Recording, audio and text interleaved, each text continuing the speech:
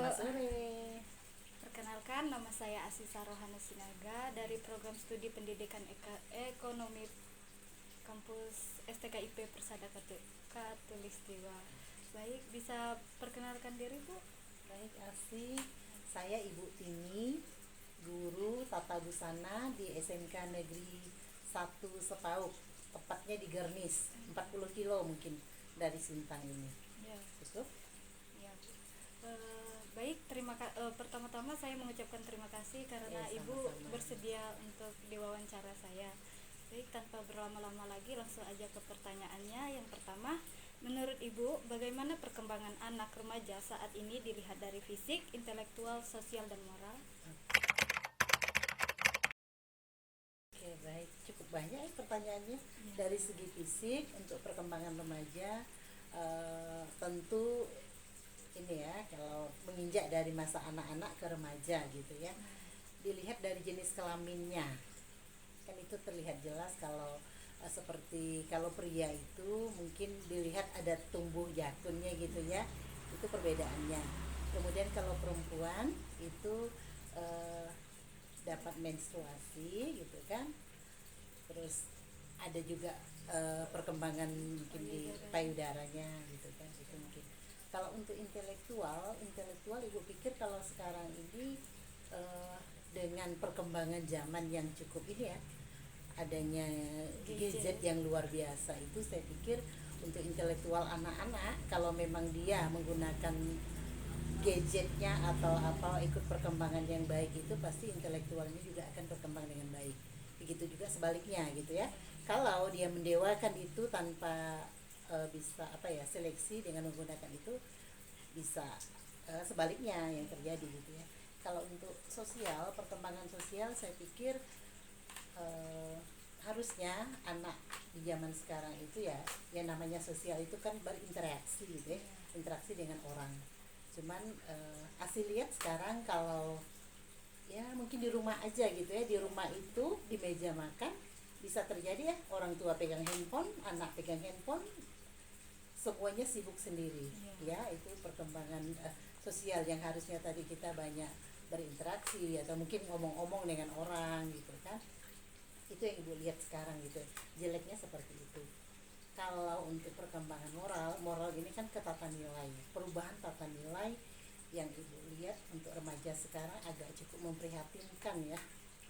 Ya, tata nilai itu yang dulunya orang tidak berani mungkin menggunakan busana yang seksi, tapi sekarang mungkin lihat ya, baik di jalan di mana-mana ketemu anak ya, banyak yang aneh-aneh gitu. Itu yang mungkin yang bisa ibu sampaikan untuk itu. Oke, pertanyaan berikutnya, menurut Ibu, apakah perkembangan anak remaja sekarang sudah sesuai dengan yang sebenarnya atau yang normalnya? Oke, baik. Untuk perkembangan remaja sekarang, boleh ibu sampaikan mungkin perkembangannya bisa melewati batas gitu ya, karena ya itu tadi seperti yang ibu sampaikan, yang seharusnya usia segini ini yang dilakukan, tetapi sekarang mungkin lihat ya, anak SMP saja yang harusnya di usia seperti itu tidak melakukan hal-hal yang aneh lah misalnya gitu ya, melebihi, saya pikir perkembangan itu cukup apa ya, di luar apa Usianya. ya, di luar batas usianya, saya pikir gitu ya. Ya, seperti ya, agak banyak ke arah-arah negatif ibu lihat gitu kan. Oke, selanjutnya dari pengalaman Ibu selama mengajar, bisa Ibu ceritakan bagaimana Ibu menemukan remaja dengan kasus yang berat terkait masalah dalam menyesuaikan diri atas perkembangannya? Oke, tentu kalau di sekolah ya, karena itu tugas ibu guru ya, pasti ada kasus ya, mungkin ada yang tergolong berat, ada yang ya cukup eh, tidak juga mungkin dikatakan berat, pasti ada kasus. Untuk hal-hal seperti itu, misalnya ada anak tertentu kalau di kelas ya, saya pikir itu kasus untuk masalah kedisiplinan. Kalau ibu agak apa ya, lihat anak misalnya harusnya kita mungkin ke sekolah setiap hari gitu ya, setiap hari, tetapi dalam waktu 1 minggu itu mungkin dia bisa masuk hanya 2 hari atau 3 hari seminggu gitu kan. Itu menurut ibu itu udah kasus gitu ya. Jadi saya berusaha mendekati anak itu bagaimana dia bisa menyesuaikan diri ya sesuai dengan perkembangan dia gitu ya. Baik, selanjutnya bagaimana Ibu menyelesaikan masalah tersebut dan membimbing remaja tersebut memperbaiki diri? Oke. Kalau ada kasus seperti itu saya masih fokus ke satu kasus tadi ya. Biasa saya kalau anak ini kurang disiplin dalam waktu, misalnya tidak ke sekolah sampai 3 hari dalam seminggu, saya lakukan home visit ya. Saya datangi, kalau anak itu tinggal di kos saya datangi ke kosnya, kalau anak itu tinggal di tempat orang tuanya saya datangi orang tuanya, menanyakan apa masalah yang terjadi sehingga dia ini jarang ke sekolah misalnya, seperti itu. Itu yang ibu lakukan biasanya. Oke. Selanjutnya bisa Ibu ceritakan apa saja bentuk bimbingan kepada siswa baik untuk kelompok besar maupun kelompok kecil atau individu untuk membantu mereka memahami perkembangan mereka yang seharusnya. Oke. Untuk bimbingan biasanya yang secara individu itu ibu lakukan sendiri. Saya lihat, saya sebagai guru saya udah dari dulu misalnya tidak di dalam kelas saya memposisikan diri sebagai pendidik, sebagai guru. Tapi kalau di luar kelas anak-anak saya anggap sebagai teman. Jadi supaya dia bisa curhat apa masalah yang dialami.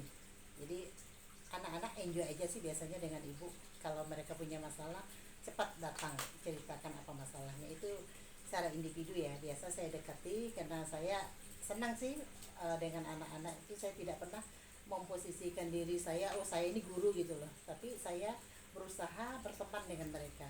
Kalau secara bimbingan klasikal ya, klasikal saya biasa kerjasama dengan guru BK, bimbingan konseling, karena mereka punya trik-trik, ada bimbingan klasikal, ada bimbingan individu juga. Jadi seperti itu. Kadang-kadang saya biasa sekali sebulan atau mau lebih rutinnya mungkin sekali seminggu ketemu guru BK-nya. Tolong deh anakku ini agak gini loh gitu. Jadi seperti itu biasanya. Baik. Terkait perbedaan individu, bisa Ibu ceritakan bagaimana Ibu memberikan pembelajaran dan proses mendidik dengan siswa yang memiliki perbedaan bakat, minat, kemampuan kognitif, dan latar belakang yang berbeda. Iya, tentu di kelas itu dengan jumlah anak yang sekian banyak pasti kemampuannya beragam gitu ya. Baik kemampuan intelektualnya, bakatnya, minatnya, semuanya berbeda kayak gitu kan. Tetapi kita sebagai guru tidak boleh menjudge anak, kamu nih loh seperti ini. Jadi tidak boleh seperti itu. Jadi harus didekati ya sesuai dengan kemampuan mereka masing-masing gitu kan. Sekarang kita tidak boleh mengatakan anak membuli kamu ini loh kok enggak bisa sekali gitu, enggak boleh. Jadi mungkin pernah dengar di masnya guru penggerak gitu kan, mendewakan anak gitu, mendewakan siswa. Jadi anak itu harus kita dekati satu persatu. Kalau ibu triknya di kelas misalnya di pembelajaran ibu, ada satu anak mungkin yang ibu lihat ini agak punya kemampuan, itu yang dulu saya dampingi. Kemudian nanti setelah itu saya lakukan dengan metode pembelajaran tutor sebaya. Mungkin saya pikir bahasa ibu kurang mampu dia cerna atau dia pahami, tetapi bahasa temannya mungkin lebih enak. Jadi biasanya seperti itu. Saya pakai metode ngajarnya kebanyakan pakai sistem tutor sebaya. Dengan masalah-masalah tentang siswa yang beraneka ragam, bisa Ibu memberikan tips atau trik untuk kami para calon guru bagaimana menghadapi masalah tersebut untuk tetap mampu menjalankan tugas dengan baik? Oke, yang pertama saran ibu, jadi guru itu nikmati, enjoy gitu ya. Enak itu panggilan kita gitu kan, tidak tertekan kan ambil jurusan itu gitu kan. Jadi nanti tentu di lapangan pasti kita akan mengalami beraneka ragam masalah ya, karakteristik anak-anak itu macam-macam. Jadi itu harus bisa kita dampingi satu persatu ya. Jadi tidak bisa misalnya saya dekati Asih harus sama dengan Dewi gitu ya. Pasti beda, karakternya beda, Asih sama Dewi atau dengan Ica atau siapapun itu berbeda. Jadi sebagai guru atau calon guru harus mampu nanti mendekati satu persatu anak-anak itu dengan kemampuan yang berbeda-beda. Jadi pesan ibu sih enjoy gitu ya, jangan tertekan, jangan merasa itu gitu kan. Oke, baik. Mungkin sekian pertanyaan yang saya dapat ajukan. Terima kasih atas jawaban Ibu. Sama-sama. Saya minta maaf jika ada salah kata dan terima kasih atas waktunya. Oke, sukses untuk Asis ya. Ya. Ya.